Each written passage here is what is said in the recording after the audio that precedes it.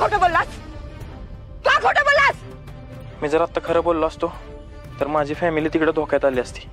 म्हणजे दुपारी एक माणूस आला होता.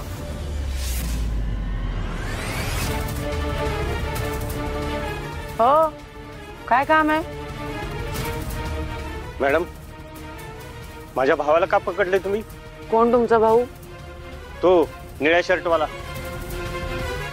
औरंग्यात पकडले त्याला आणि ते माझ्याशी उपजत घालण्यापेक्षा ना कोर्टात जाऊन काय ते बोला.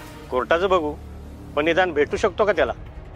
नाही, भेटायचा एक फिक्स वेळ असतो आणि आता मोठे साहेब पण नाहीयेत, त्यामुळे तुम्ही नंतर या. मॅडम, अहो त्याची मुलगी त्याची आठवण काढते हो रोज. निदान त्याच्याशी बोलून त्याच्या घरच्यांना सांगता येईल तो ठीक आहे म्हणून. बरं, लहान लेकराबद्दल बोललात म्हणून 5 मिनिटं फक्त, त्याच्यावर नाही. जा. बस झाले 5 मिनिट.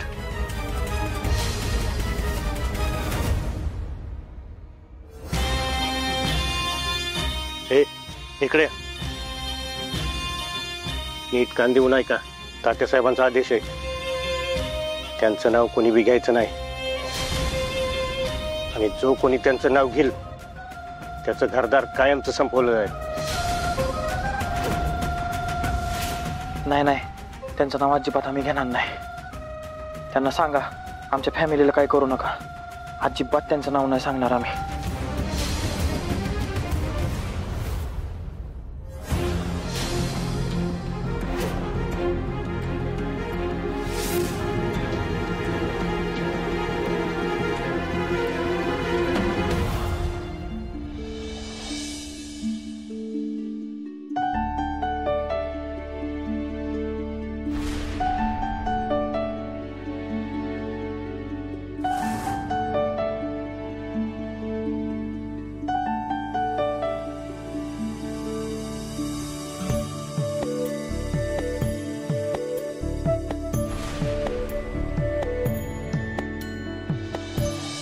आमरे, अगे आमरे,